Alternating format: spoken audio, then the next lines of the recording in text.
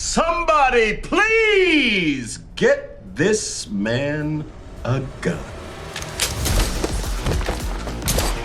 Since the first installment was released in 2014, the John Wick franchise has set the standard for the modern action film. Again and again, the John Wick cast and crew have committed themselves to creating stunning action sequences. The series' fourth chapter has once more raised the action movie bar. How did the John Wick team craft this lean, mean fighting machine? This is how they shot it. John Wick Chapter 4. Before we begin, remember to subscribe to Studio Binder and click the bell to get notifications for our filmmaking videos. For this video, we'll use Studio Binder shot list to look at some of the Wick crew's technical choices. Graphic content is ahead. This is John Wick, after all. I once saw him kill 3 men in a bar with a pencil. Pencils out. Let's get started. You ready, John? Yeah. John Wick has delivered some of the most iconic fight sequences of the past decade. This should come as no surprise, given that the franchise's director is Chad Stahelski, who rose to prominence as a cutting-edge stunt coordinator. Stahelski founded the pioneering action design company 8711, along with David Leitch, who went on to co-direct the first John Wick. With the Wick series, Stahelski wanted to take what he had learned as a stunt coordinator and apply it to directing the ultimate action movie. Stahelski's crazy ideas are primarily rooted in 2 guiding principles. Prioritize action sequences that look as real as possible within a stylized visual palette. If we don't do some kind of artistic interpretation of the choreography, it's just martial arts, it's just action. And we wanted to, lift the whole project up a little bit. Let's look at how he achieved these goals, beginning with cinematography. The cinematography of John Wick is a crucial reason why the series stands out from other action franchises. Wick's visual palette was established by director of photography Jonathan Seller on the first film, and DP Dan Laustsen has pushed the palette further on each sequel. Perhaps the most important distinctive element of John Wick's cinematography is its smooth camera movements. In contrast to many other American action films, which will often employ handheld camera work to add energy to sequences, the John Wick team prioritizes camera movement that allows the action to be seen clearly. It's not relying on camera shake and too much, it's really relying on the performance of the actors. To achieve this smooth movement, the team would use dollies, cranes, and steadicams. For the fourth installment, Laustsen took this action-first philosophy one step further, trying to move the camera as little as possible, even when handheld. Instead, relying on the blocking of the actors to shift the focus and framing of the shots.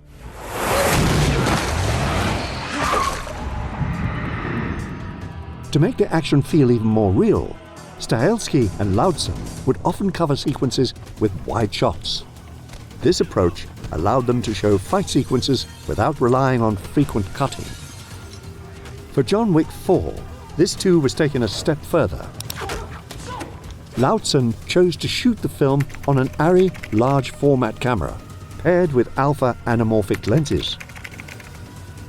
This decision allowed for an even wider screen, immersive experience. Damn! It's Christmas. Perhaps the pinnacle of John Wick 4, pushing the wide-angle smooth camera movement to the limit, can be found in this scene. The one-er is actually 2 shots stitched together. The shot starts on a crane and then shifts onto a spider cam overhead tracking shot. And because the shot was so wide, Laustsen had to rely on practicals and light sources outside of the set.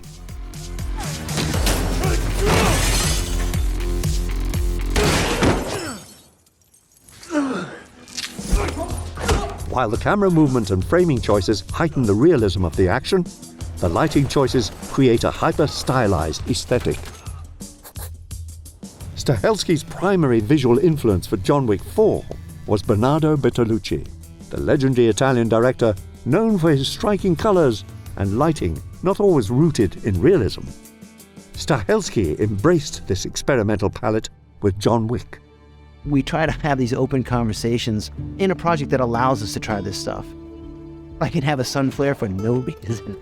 Like, is there a reason everything's red? Sure, let's just try red today. But it's not stylization for stylization's sake. Lautzen employs lighting to emphasize character.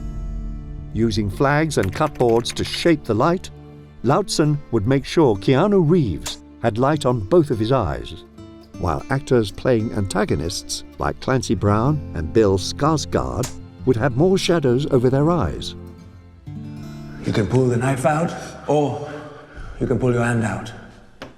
One shows me a man committed only to himself, and the other, a man committed to the cause. Which one are you? This kind of lighting requires lots of planning, especially with the amount of movement required in action sequences.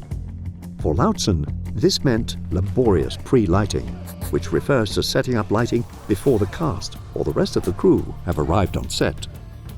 As the cinematographer explains, a lot of the painting with light takes place in the pre-lighting because you have to see everything through the camera. You can't just put it down on a piece of paper and say that's how it's going to be. Sharon, would you help set the mood for our new guests? Of course, sir. Lautzen's work has established John Wick's stylized world, while also emphasizing the reality of its action. Two poles which were pushed to their extremes with the cinematography in the fourth installment. This is also true of the series' unique approach to visual effects. Nice trick. Visual effects in John Wick are used sparingly. Stahelski explains, what VFX have done for safety alone in the industry is huge and mind-boggling. My only beef is when you use them as a creative out, as in when you don't have an idea, so you just decide to fix it in post. As such, the visual effects in the Wick series are usually only used to make set pieces captured in camera feel more real, rather than becoming the set pieces themselves.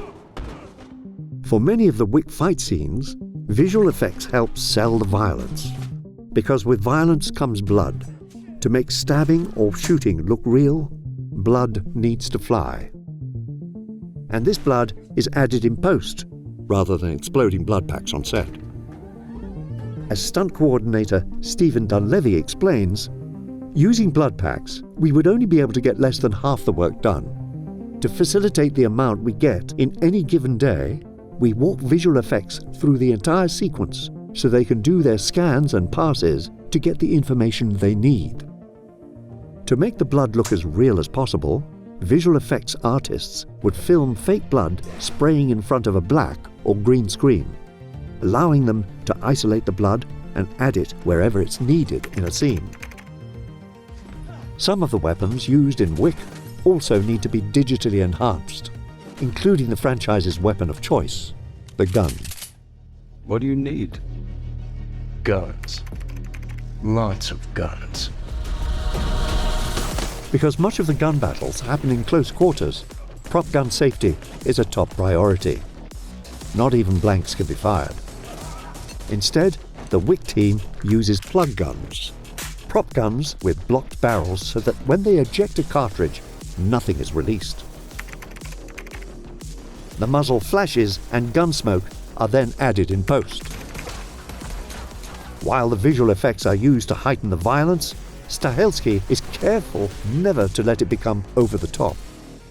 Throughout the effects process, the director stresses realism above all else. The physics of what you see in the movie are actually, taken off live footage, so we just did the same thing.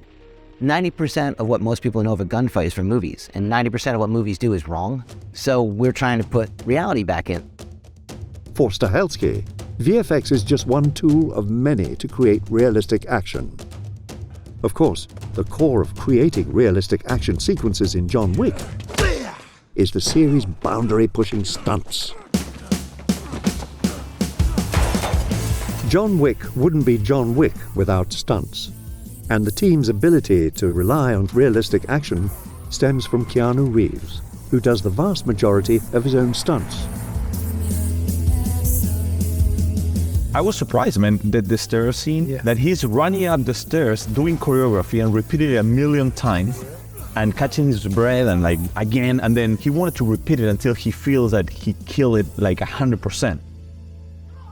Keanu's stunt work requires extensive preparation.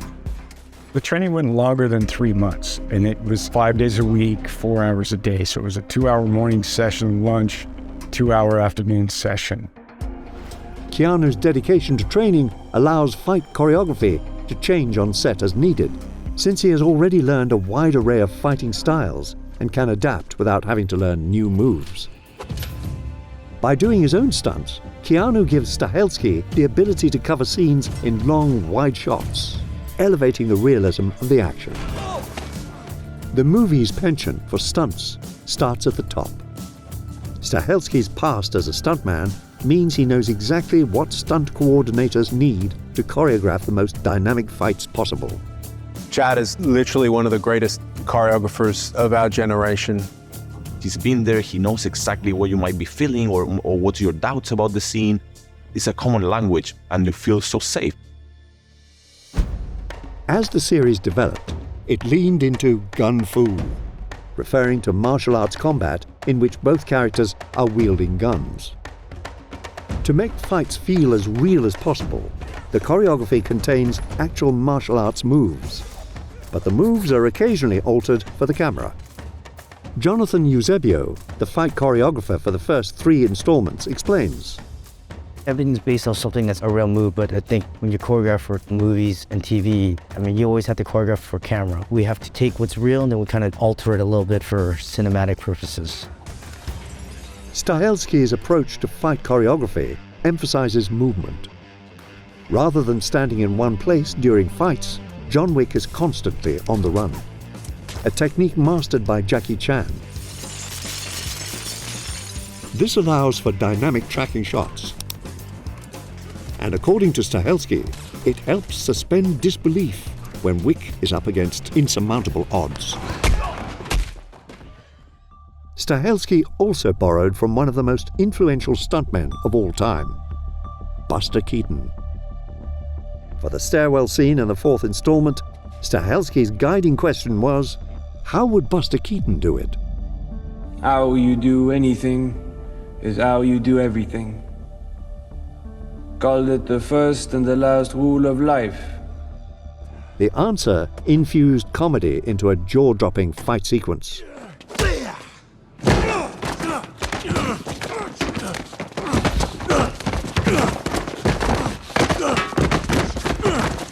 The quality of the stunt work in John Wick comes down to the quality of the stunt team. This was true as ever for Chapter 4. Rusty, I guess. John Wick 4 is a culmination of the intricate visual language Chad Stahelski and his team developed over the previous 3 movies. Through cinematography, an economical use of VFX, and mind-blowing stunt work, the John Wick franchise has created realistic action within a heightened world. Lots of fight choreography means lots of planning. Kick your next film into gear with Studio Binder's storyboard software. Don't forget to subscribe and click the bell to stay up to date on all of Studio Binder's new videos. And remember, keep your hands off John Wick's dog. He shot my dog. I get it. We gotta go.